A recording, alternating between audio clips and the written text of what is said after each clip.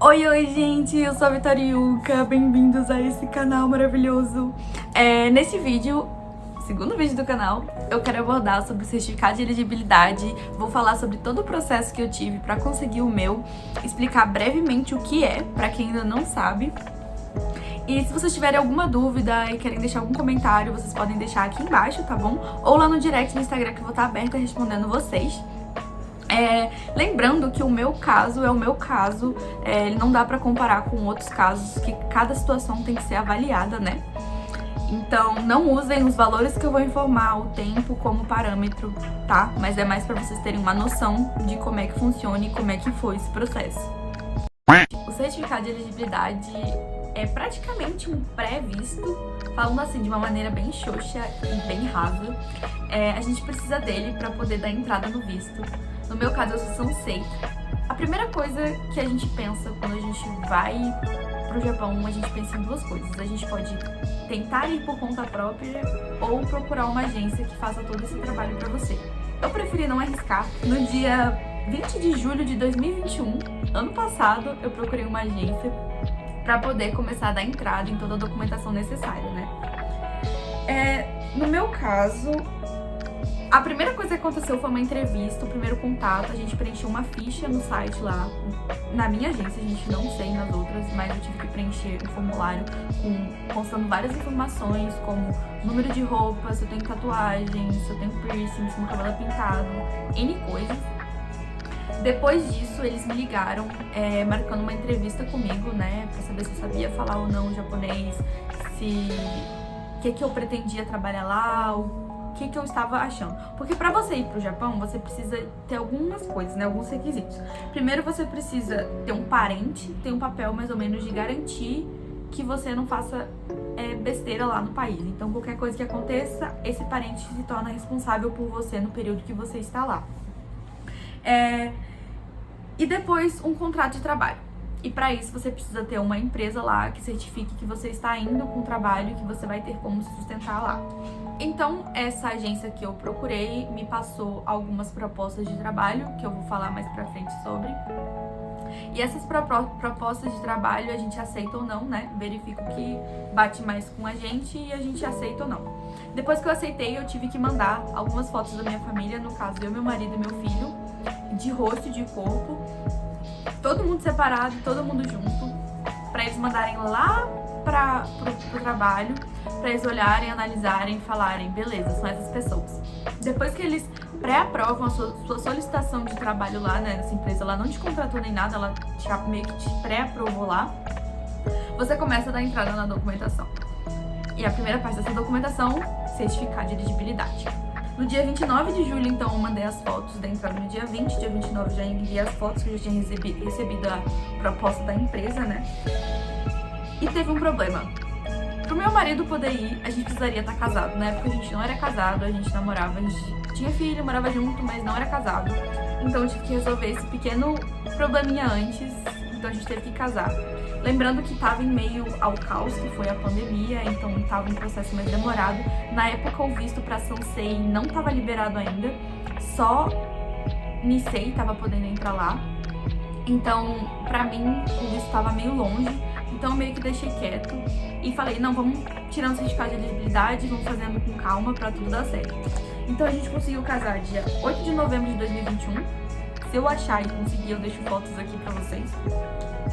E depois que a gente casou e tudo, dia 13 de dezembro, a gente começou a juntar a documentação. Sim, por que essa demora toda? Porque não é tão simples. Pra você juntar a documentação, é uma papelada. Eu tive que ver se eu achava alguma parente minha que pudesse ser minha garantidora lá no Japão. Então teve todo esse processo que foi bem complicadinho assim. Agora, entrando nessa parte da documentação, eu vou falar alguns documentos que eu tive que entregar pra eles. Primeiro foi a cópia autenticada do meu passaporte, a cópia simples dos passaportes válidos ou anteriores que eu tive, né, com os carimbos de visto, de outros países que eu posso ter entrado e saído. Duas fotos 3x4 recente, tive que tirar essas fotos porque eu só tinha foto antiga. Antecedentes criminais da Polícia Civil e da Federal, né? Se você é maior de 18 anos. Certidão de nascimento tem que ser uma segunda via original. Eu não nasci aqui onde eu moro, então eu tive que pedir uma segunda via lá do estado onde eu morava. Foi bem complicado, demorou pra chegar. E não só a minha, porque precisou da minha de nascimento, a certidão de nascimento da minha mãe ou do meu pai, no caso da minha mãe descendente, né? A certidão de casamento dos meus pais. E eu iria precisar da certidão de casamento dos meus avós, autenticada, no caso. Ou a certidão de óbito, se algum deles morreu, se isso já não constasse no Kosekiton. Kosekiton nada mais ou nada menos que é um histórico da minha família lá no Japão, falando assim, de novo, de uma maneira bem rasa. Esse Kosekiton eu já tinha, a minha tia tinha voltado recentemente do Japão e tinha um recente, então eu consegui aproveitar o dela. Se não tem que pedir pra emitir lá no Japão, já é outro processo que demora bem mais. E pra criança, né, precisaria da declaração escolar. Tive que mandar tudo isso, a minha agência lá de São Paulo, mandei tudo pra São Paulo, reuni todos os documentos. E dia 21 de março, que foi quando eu consegui fazer todo esse processo, eu dei a entrada no certificado de elegibilidade. Quando a gente dá a entrada no certificado, a gente tem que pagar uma taxa, porque tecnicamente tem uma pessoa lá que vai fazer todo esse trabalho pra você que está lá no Japão. Então eu tive que pagar a parte do serviço dela. No caso, eu paguei 27.500 ienes. Na época, convertendo, dava R$ 1.167,93 reais.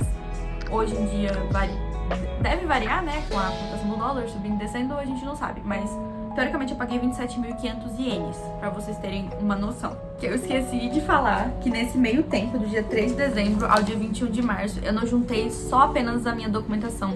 Eu tive que reunir a documentação da minha garantidora também, que estava residindo lá no Japão.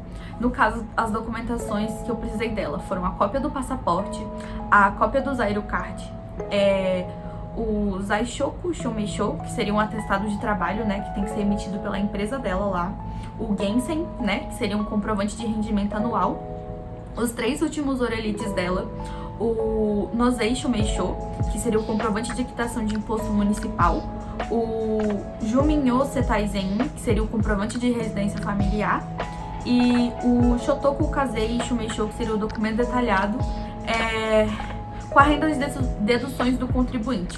Perdão se eu falar alguma coisa errada, mas é o que eu consigo pronunciar. E precisa também de uma prova de parentesco para comprovar que você é parente. Em alguns casos, nessa documentação, eles pedem fotos da família, você com a sua família japonesa, no caso. No meu caso, seria com os meus avós. Não pediram na minha situação, mas tem casos que pedem sim essas fotos. Já ouvi casos que pediram 10 fotos comprovando que você é parente. No final de todo esse baile, o meu certificado de elegibilidade demorou mais ou menos uns 2 meses e alguns dias para sair. Ele saiu no dia 25/5/2022.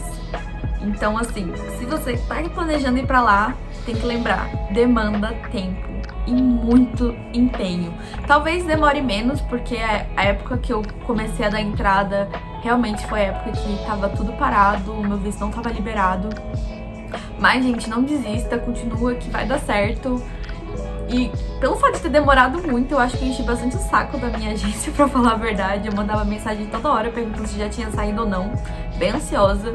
Mas dia 25/5 foi liberado e eu vou mostrar aqui do lado um exemplo pra vocês de como que é um certificado de elegibilidade. Eu não vou mostrar o meu porque tem alguns dados que não seriam legal eu compartilhar com vocês, mas vou pegar algum da internet pra vocês terem noção mais ou menos de como que é. Lembrando também que no meu caso eu sou descendente de japonês, tem sim como você ir para o Japão sem ser descendente, só que são outras situações. Se vocês quiserem eu posso dar uma pesquisada e me inteirar mais disso e trazer aqui pra vocês como que seria esse processo. E sobre o certificado de elegibilidade, eu acho que basicamente é isso. Se vocês ficarem com alguma dúvida ou quiserem que eu busque alguma informação a mais pra trazer aqui pra vocês deixem aqui no comentário, tá? Que eu vou ler, eu vou responder e se puder eu trago esse conteúdo que vocês quiserem. E pode ter suas sugestões também, tá? super bem-vindas. É isso, gente. Um beijo. Eu vou ficando por aqui e até o próximo vídeo. Nos vemos na segunda-feira. E perdoem o vocabulário totalmente errado, mas tá tudo certo. É isso, gente. Beijão. Passando aqui pra lembrar que se você gostou, você deixa aquele like bonito, se inscreva no canal pra continuar acompanhando essa saga, ativa o sininho pra receber as novidades dos próximos vídeos, que eu tô preparando um conteúdo bem legal. E se quiser me acompanhar mais de perto, siga lá no Instagram, que eu vou estar mostrando diariamente todo esse processo em tempo real pra vocês, viu? Um beijão. Obrigado por acompanhar. Fala, Loki. Beijo, gente.